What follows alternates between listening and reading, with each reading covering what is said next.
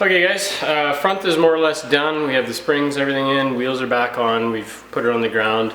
We've had a sneak peek, but you're not gonna until it's done. Out back, what we need to do is we're gonna do a flip kit. So the rear axle sits underneath the leaf springs, so we're gonna undo the U-bolts, take all the leaf springs apart, we'll remove them from the truck, and we're gonna now put the axle on top of the leaf spring up here. So we're gonna be able to do that with the use of this bracket. That's going to give us about a 6-inch drop out back. To do this and hopefully not have to notch the frame, we're going to remove this bump stop. So it's a steel bracket.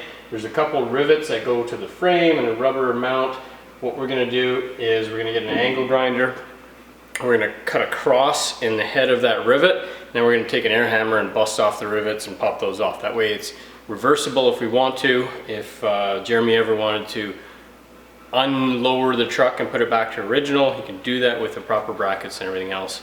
But we'll see if we need to notch this thing or not. Shocks are going to come off, and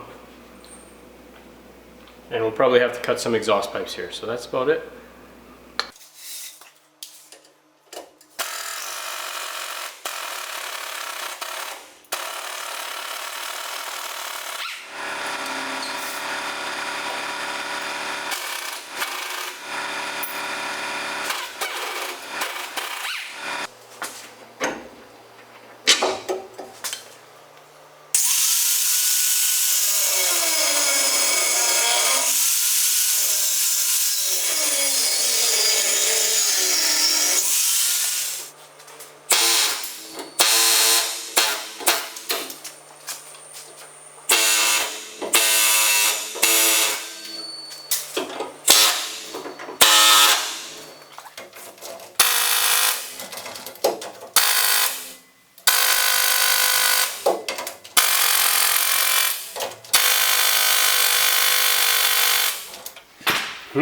That's not good.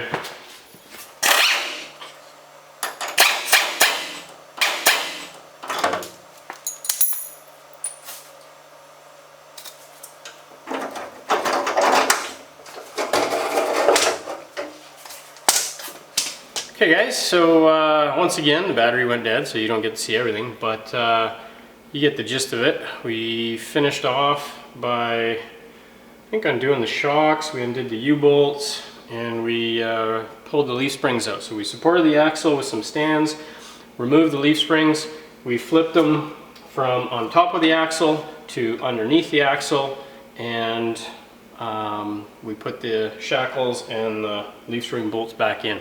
So axle's on top of the leaf springs and sitting on some saddles. So the axle saddle perches set your pinion angle, they locate on the center bolt in the leaf spring pack, and that's where it sits. So either replace the U-bolts, which should be the proper thing to do, but most of the time they are just reused if they're in decent shape. They give you a new plate to anchor the U-bolt, so this is going to go underneath now, and U-bolts are going to go from the top. So that's kind of the next stage. We're going to install the plate, we're going to install the U-bolts, we're going to torque them up, and then more or less the back is done. We're going to have to cut some exhaust pipe here because it's in the way of our now flipped axle. So that's about a 6-inch drop. Okay? Okay guys, so once you get the U-bolts tightened up, you're going to put the shocks in. So put your upper mounts in, and put the eyelet onto the stud, and you'll have your shocks sitting there. Now, these are a gas charged nitrogen, so they're pressurized. So the little trick is have your bolt for the bottom mount ready.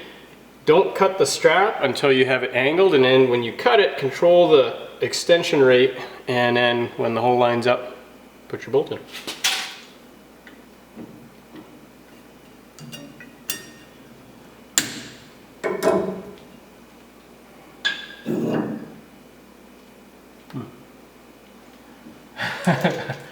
Okay, so shocks are short, so we gotta lift the axle up. No worries, we'll support it. That was kind of anticlimactic, wasn't it?